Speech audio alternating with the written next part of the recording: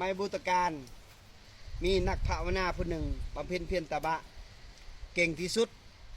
เขาเขาเคาะหัวกะโหลกผู้ใดเขาก็ฮู้จักว่าผู้นั้นไปเกิดอยู่หันอยู่นี่เขาสัมผัสแม้กระทั่งหัวกะโหลกเขาก็ฮู้เลยว่าไปเกิดอยู่ไสมีมือหนึ่งมีคนย่างไปหาพระพุทธเจ้า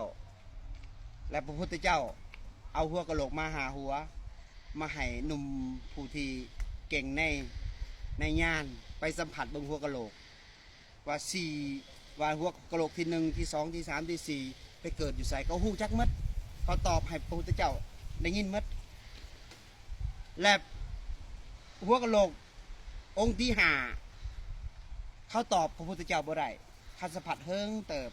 และเขาตอบบ่ได้เขางงเพราะว่าหัวกะโหลกองค์คนที่ห้านั่นเป็นหัวกะโหลกพระอรหันต์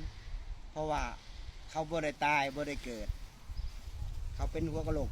พระอรหันต์เขาเลยบ่ฮู้จักว่าไปเกิดอยู่ไสก็เลยพระพุทธเจ้าก็เลยบอกว่าขั้นเจ้าจะฮู้เจ้ามาเฮียนำข่อยสิให้คาถาผู้ชายผู้นั้นก็เลยยอมเฮียนนำพระพุทธเจ้าก็เลยออกมาบวชแล้วพระพุทธเจ้าสอนให้อาสุภะเกสาโลมาทันตาตาโจก็เลยบวชนำพระพุทธเจ้าก็เลยเฮียนอาสุภะนี่ก็เลยบรรลุธรรมเป็นพระอรหันต์ก็เลยบริสิกก็เลยออกจากความทุกข์ได้ตัวนี้ก็เป็นที่สัมเพาะนักภาวนาเท่านั้นเด้อที่จะฮู้สาธุเจริญพร